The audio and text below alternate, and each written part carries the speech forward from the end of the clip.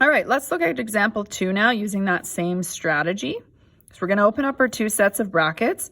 So the only numbers that multiply to 2 are 1 and 2. So if you have a prime number to start off with, it actually makes the question easier because you for sure know that this has to be a 2x and an x. You can write it the other way around. As long as in the end the same things are in the right brackets, you're good.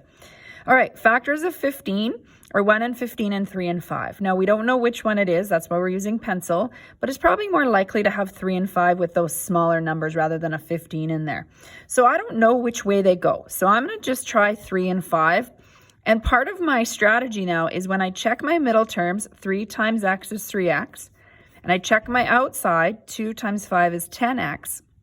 I need one to be positive and one to be negative. And when I do that, I get 7 instead of 1. So I must have these the wrong way around. So it's a very quick switch, which is why we use pencil.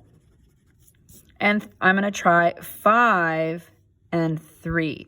So this would be 5x now, and 2 times 3 would be 6x. And if you look, right, one has to be positive, one has to be negative because of this minus sign.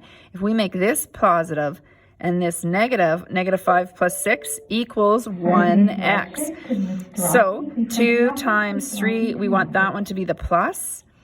The negative we want right here. So negative 5 times x. So that's how you can do. So this time you kind of do your signs at the end when you have your kind of check here to figure out which way it goes.